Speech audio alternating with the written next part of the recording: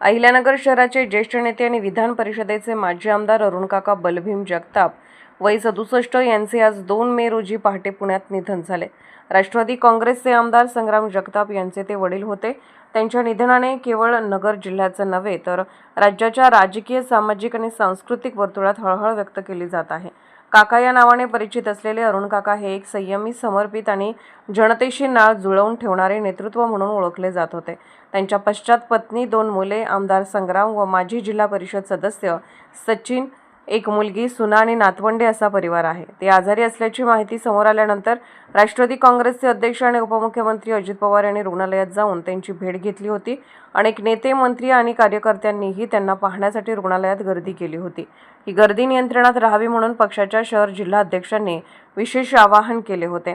अरुणकाका जगताप यांचे पार्थिव आज दुपारी 2 वाजता त्यांच्या राहत्या घरी सारसनगर, भवानीनगर येथे अंतिम दर्शनासाठी ठेवण्यात येईल।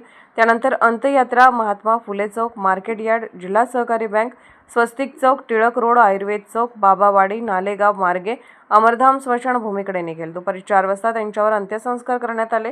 गेल्या महिनाभरापासून माजी आमदार अरुणकाका जगताप यांची प्रकृती चिंताजनक होती। मेंदूत झालेल्या रक्तस्रावामुळे त्यांना 5 एप्रिल रोजी तातडीने पुण्यातील एका खासगी रुग्णालयात दाखल करण्यात आले होते। अतिदक्षता विभागात त्यांच्यावर तज्ज्ञ डॉक्टरांच्या देखरेखीखाली उपचार सुरू होते।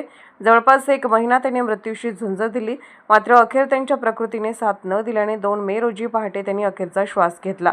त्यांच्या अंत्यविधीला राजकीय, सामाजिक, शैक्षणिक यासह वकील, पत्रकार उपस्थित होते।